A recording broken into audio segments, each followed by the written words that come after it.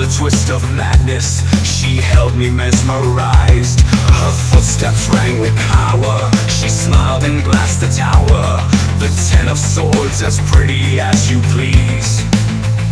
All her words were treason, pure madness in its season. An evil dream clawing for release. Is this love? Is this lust? Is this fire or dust? Something I can't understand. Is this wrong? Is this right? Is this evil's respite? Lost in this dance of the damned. Dance of the Damned, Midnight Requiem. Chapter 1. She came to me in leather hellhounds at her heels, a courtesan of death black magic her appeal. She appeared out of the fog like something from an old Hammer Dracula movie on the dark city.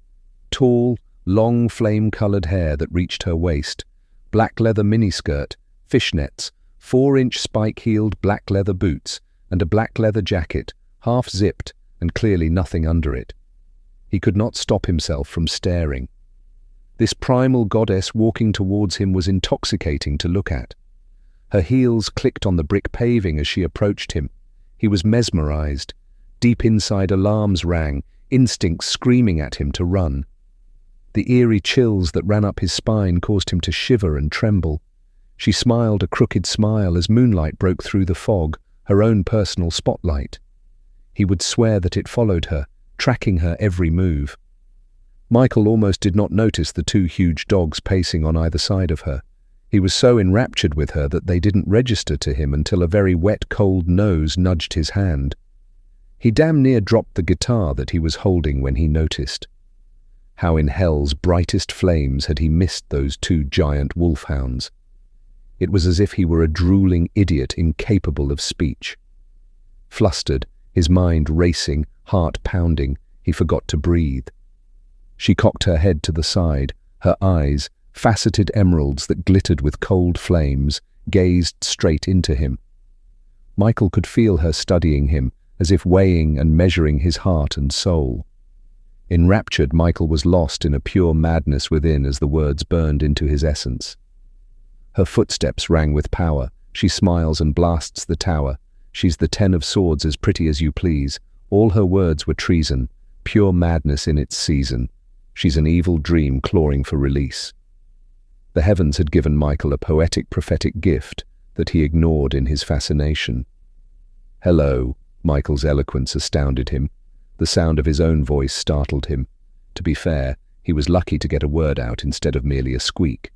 She spoke to him, calling him by name. Her accent was vaguely British, definitely not English, more a softened Scots without the burr. She had spoken to him in Welsh. She was most definitely not from anywhere near here. Michael had never seen her before. Hell, he had never even heard of someone like her in this long-neglected Florida tourist trap and retirement home of a town. His mind was, oh dear gods of chaos, who knew what his mind was doing. His thoughts racing, the adrenaline flowing, poetry burning through him, inside and out. Michael couldn't decide whether to run, kneel at her feet, or to try and kiss her. Gods help him, he wanted to do all 3. The warning was explicitly clear.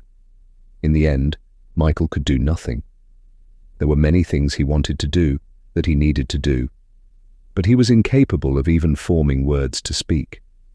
The seconds felt like hours as he stood staring, desperate for a word, something, anything, to convince her not to leave, anything to keep her attention focused upon him.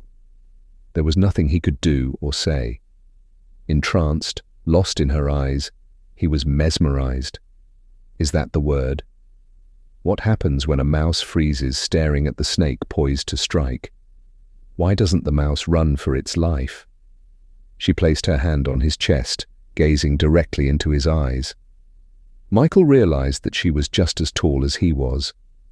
He stood a solid 6 foot 5 inches tall, so she had to be at least 6'1" in her bare feet. Certainly someone you could never forget if you caught a glimpse of her.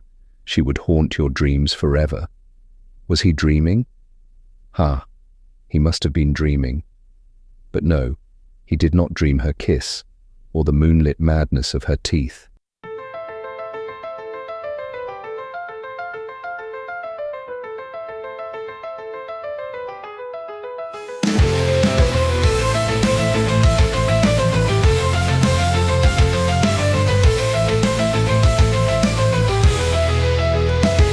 She came to me in leather, hellhounds at her heels, a courtesan of death, black magic her appeal. There was evil in her heart, death lived in her eyes, her smile a twist of madness, she held me mesmerized. Her footsteps rang with power, she smiled and glassed the tower, the 10 of swords as pretty as you please. All her words were treason, pure madness in its season, an evil dream clawing for release. Is this love? Is this lust? Is this fire or dust? Something I can't understand.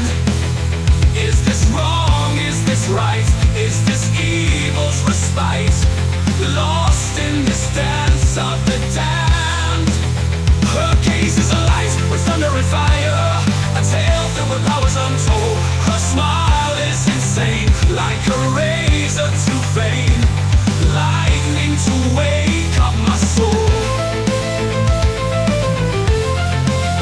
She set fire to the night, to dance in its light, till yesterday's ashes are cold. She's the raven's delight, the soul of the night, with a hunger for darkness and souls.